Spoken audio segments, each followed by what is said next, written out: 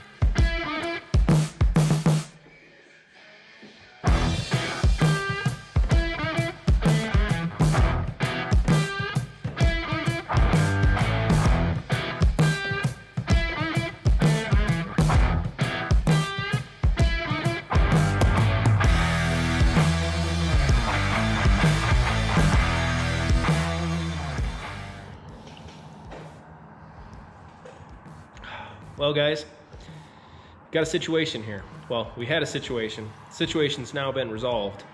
But as you guys saw, and a lot of what you didn't see there is that I've spent the last 3 to 4 hours now trying to get the damn transmission off the back of the engine. So you saw me take the bolts off the bell housing first.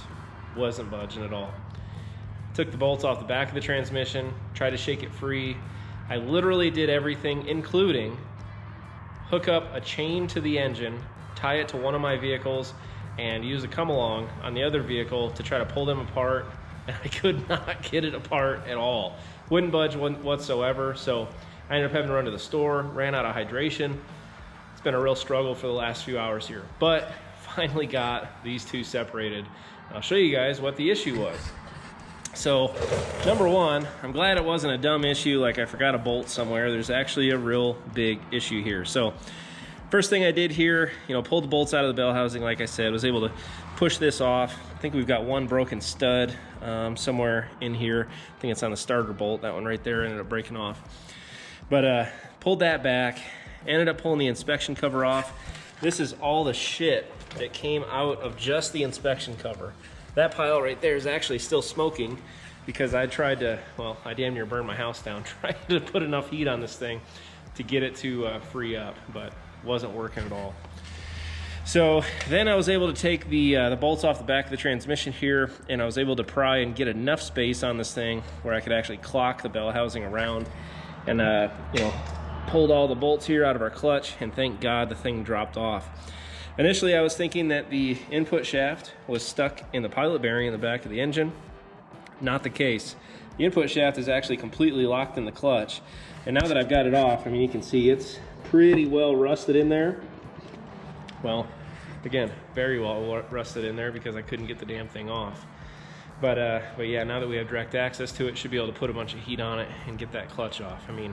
I was in a moment of desperation there for a second, thinking that I was actually gonna have to chop off the input shaft to get it out, and then thinking of how I was gonna deal with that. So thank God I was able to get enough space in there to rotate that bell housing around, pull those bolts out, and free this thing up finally. So with that, I think I'm gonna hydrate a little bit more, clean up, because I've got probably 2 inches or so of dirt underneath the motor, and then finally get the flywheel off and get this engine onto the stand.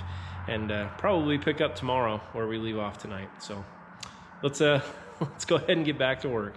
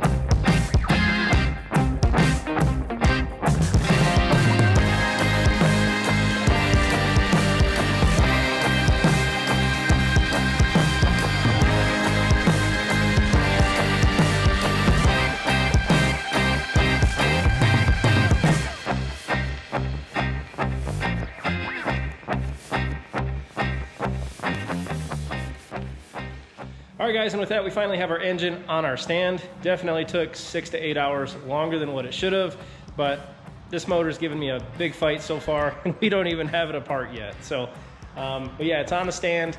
You guys can see here, the stand is definitely under a lot of pressure here. This stand is rated for 1,000 pounds. It's a half ton, but this engine, I had to look it up, fully dressed out is actually 620 pounds. So imagine that, plus the transmission. Can definitely tell why my engine hoist was in a bind lifting it up and was harder than hell to pump it.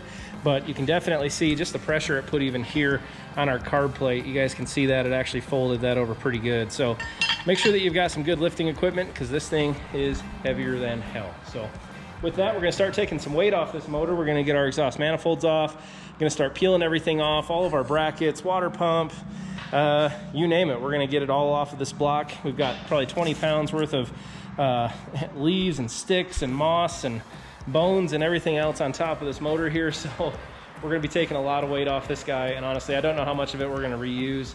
Just pulling the hardware off that I have so far, of course, everything is breaking off. So we're gonna have to use a lot of heat, a lot of very careful removal of bolts, but hopefully we can get it all off in one piece and not have a bunch of studs broken off in the motor that we have to deal with later down the road. So with that, let's set up the camera. Let's start getting some iron taken off this motor.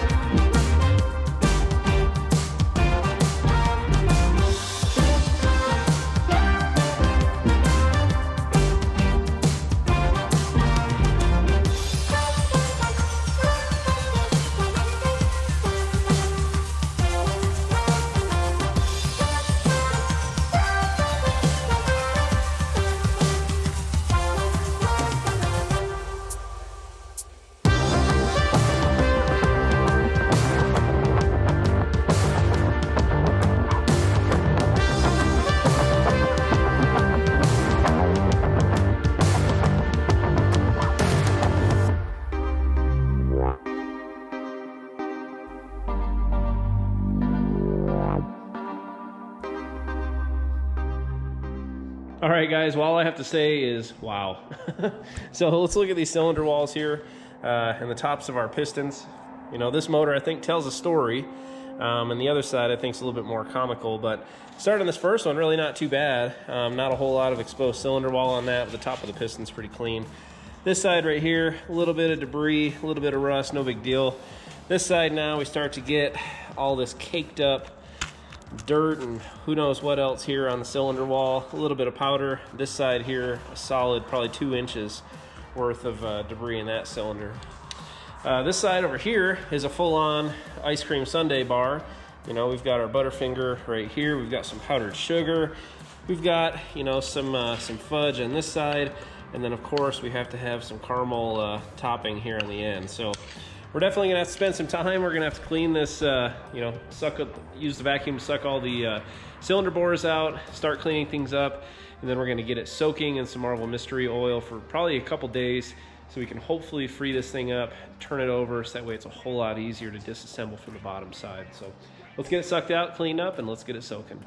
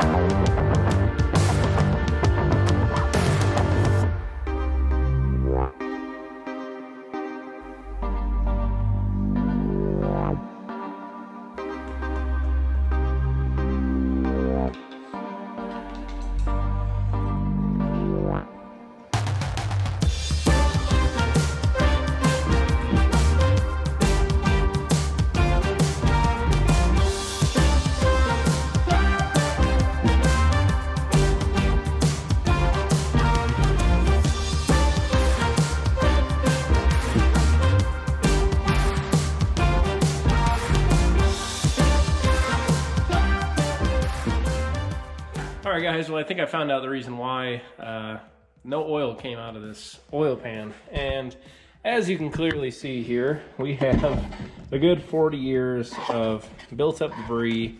And yeah, we've got a mouse nest living over here. Ton of stuff, just a bunch of gunk in here. And you know, what's really crazy is pulling the oil pan off of this and also the drain plugs, but you know, really not a single drop of oil fell out of this, which is a bit scary. Now I can see a little bit of sludge buildup here on our pickup tube, but you know, the inside of this thing is absolutely bone dry. So we let the other side of the engine soak in that Marble Mystery Oil, and here it is for you guys. That's what it looks like. Picked this up at AutoZone, Napa, O'Reilly, etc. But you know, the other side was definitely better than this side. Here, right off the bat, there's actually pitting on the top of the pistons here. At least these two cylinders here have that. This side just a little bit on there, but again, we're just gonna let this soak and let it sit for a couple days, pretty much fill it up to the top of the bore and let it drain out. So before we do that, obviously we're gonna clean out our oil pan and get it back on here so I don't come back out here in the morning and see a massive pile of mystery oil all over the floor. So let's go ahead, let's clean out this oil pan. I'll show you guys how I'm filling these up, letting them soak and hopefully free up, making them a little bit easier to get the pistons out of the bores once it comes time to start hammering these things out. So let's get this cleaned up and get it back on the engine.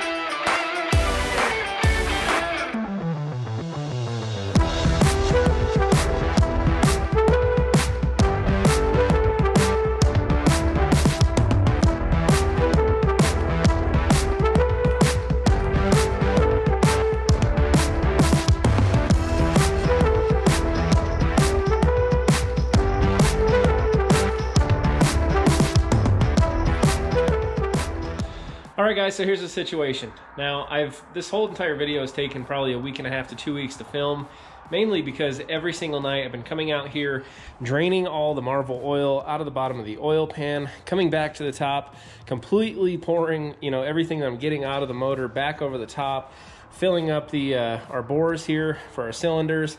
You can see here on this side did clean up pretty darn good. Of course, a little bit of steel wool here too, to clean up our cylinder bores here. You can also see in our valley, this looks so much better than it did a few days ago.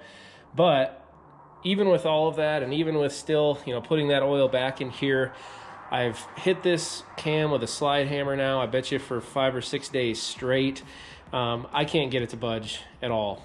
I can't get the crank to turn either, which sucks because now this is the second charger motor that I've attempted to pull apart, and granted, I'm starting with some really shitty motors, okay? You guys know that. But I can't get the damn things apart. So I think with that, guys, I'm going to call in some professional help. I'm going to take this down to a local machine shop here in Ogden and have them either, number one, disassemble it, machine it, and get it back to me, make it look like new, or number two, tell me I'm an idiot for even trying to build this thing. So don't know what they're going to tell me yet.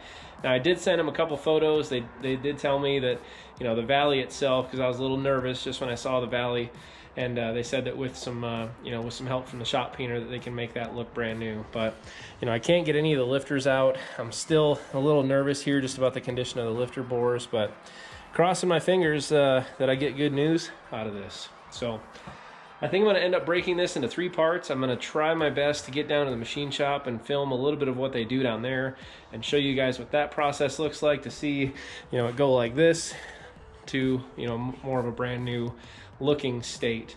Now, I did measure it. It is the stock bore on this, so it's never been touched. It's never been apart. Granted, it's been sitting in the woods in Michigan for about the last 35, 40 years, so not too much time to mess with it. But we're going to make it hopefully look like new. Either that or we're going to turn it into a badass coffee table. One of the two. So now, you guys have probably saw, since the start to the finish of this video, the shop's changed quite a bit. Now, I am going to film a video this weekend, but to give you guys a sneak peek, did put a mezzanine in. We do have a brand new lift. We've got some other equipment around the shop. I am going to make a video and show you guys all that. I'm waiting for a couple more things that I was hoping to surprise y'all with. But yeah, I know you guys are really itching to see this this video, and I'm excited to get it out to you. So I think after this, guys, especially now that we have the lift, next video we're going to tackle those rear frame rails in our Charger. Probably the most anticipated video and the most questions I get. When are you going to start on those rear frame rails? We're going to get started on them tomorrow. So stay tuned, guys. Be safe. I'll see you next time. Take care.